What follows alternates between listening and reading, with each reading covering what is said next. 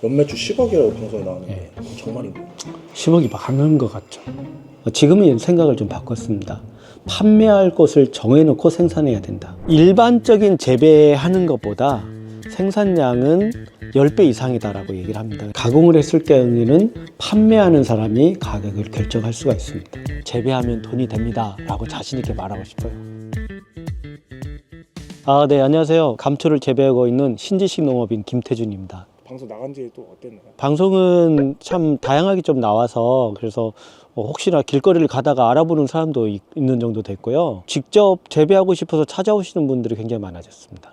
첫 번째, 감초 농사 되면 돈이 되냐, 돈을 벌 수 있냐, 그리고 감초 농사 지면 이 감초를 어디다 파느냐. 첫 번째 얘기합니다. 감초 농사 지면 돈이 될 수도 있고 안 될 수도 있습니다. 이건 무슨 말이냐면 재배하면서 잘 재배하면 그게 돈이 되는데 어떤 분들은 또 잘 관리하지 않는 분들도 계시더라고요. 그러면 잘 안 자라잖아요.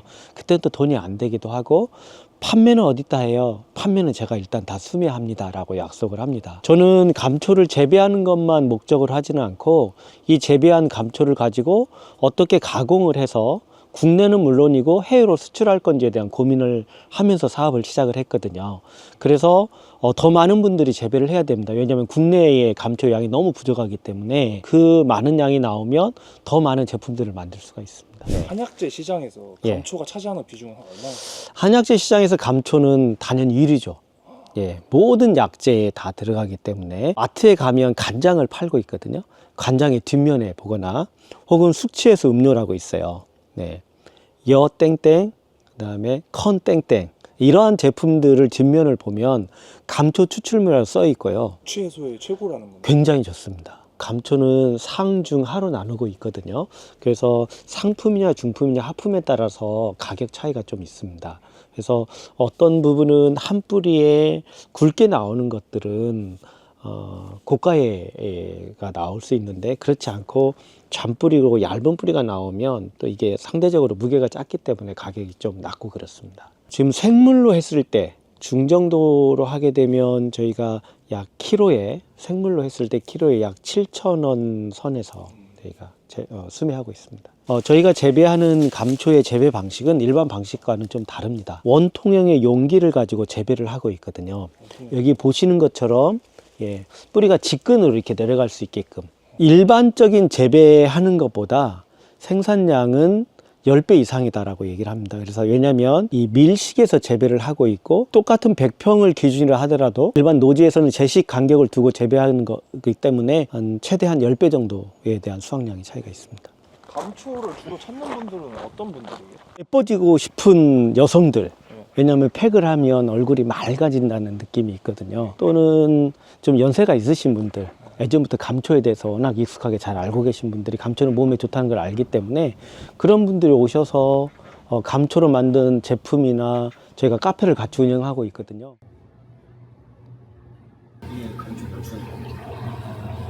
감초를 파는 인기 맞나요? 네. 창수이 커피의 쓴맛을 싫어하시는 분이나 이제 커피를 드시면은 속이 쓰리시는 분들이 계시거든요. 그래서 이제 감초를 카노 먹으면 안 쓰리는 분 계셔서 찾는 손님들이 꽤 있어요. 감사합니다.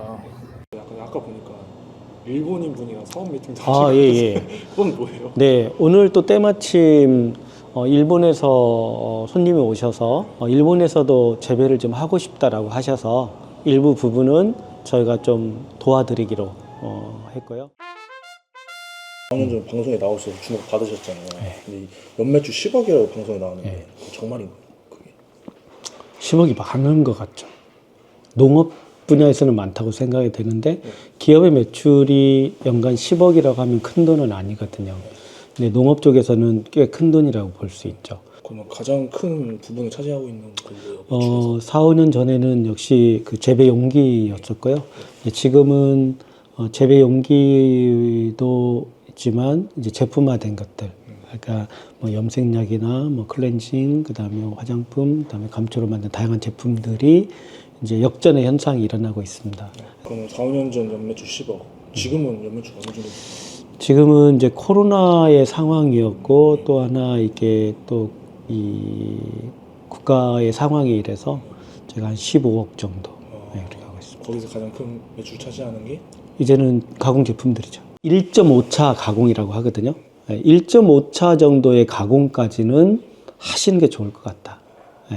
그래야만 부가가치를 높일 수 있거든요. 쉽게 말하면 이겁니다. 내가 작물을 생산해서 판매하게 되면 생산자가 가격 결정을 하지 않습니다. 그거를 수매하는 사람이, 유통하는 사람이 그 가격을 결정하거든요. 근데 가공을 했을 경우에는 판매하는 사람이 가격을 결정할 수가 있습니다. 그래서 저는 유통되고 있는 제품의 특징들을 봐서 약 1.5차까지 정도는 해서 판매를 하는 게 농가들한테 더 이득이 될 거다라고 전해주고 싶습니다. 처음부터 제품을 만든다는 것은 쉬운 일은 아니거든요. 지금껏 저도 순서를 이렇게 왔습니다. 생산을 해야 판매하지라고 했는데 지금은 생각을 좀 바꿨습니다. 판매할 것을 정해놓고 생산해야 된다. 저는 감초를 하기 전에 이제 공무원에 있었거든요. 시의 정책을 담당하는 정책개발팀장으로 있었는데 아는 지인이 감초에 대해서 들고 왔더라고요. 약방의 감초라고만 알고 있던 이런 감초가 아니더라고요. 그래서 식품에, 화장품에, 그다음에 의약품에, 심지어 담배를 만드는데도 감초가 쓰이고 있더라고요. 이렇게 다양하게 쓰이는데 국내의 재배나 생산량은 거의 제로인 상태에서 이거는 누군가는 해야 될 일일 것 같다. 나에게 감초는 머리를 아프게 하는 거다. 뭔가 항상 새로운 것을 만들어내야 되고 이걸 활용해서 어떻게 쓰고 그다음에 어떻게 더 많은 양을 만들어서 더 크게 판매할 수 있을까라고 하는 고민이 있기 때문에 대표님께 노하우를 얻을 수 있을까요, 시청자들이? 그럼요. 얼마든지 필요하시는 분들은 저희 농장에 찾아오시면 감초로 만든 커피도 한번 드셔보시고 그렇게 해서 제가 가지고 있는 경험했던 모든 것은 다 보따리를 풀어서 전달해드리도록 하겠습니다. 지금 이제 농림부에서 시도하고 있는 체류형 쉼터에 대한 부분을 저희가 농장하고 연계해서 고령화된 어르신들이나 청년들이 같이 연계해서 기술도 배우고 또 어르신들에게는 요양원과 같은 이런 케어팜이 되기를 바라고 있고 우리 청년들에게는 이러한 기술을 통해서 더 나은 미래를 만들어갈 수 있는 그러한 곳을 만들고 싶습니다. 케어팜을 찾아주시는 모든 고객은 저에게 가장 큰 소망이죠. 그래서 찾아오셔서 너무 감사하고 언제든지 찾아오시면 기쁜 마음으로 맞이하도록 하겠습니다. 고맙습니다. 화이팅!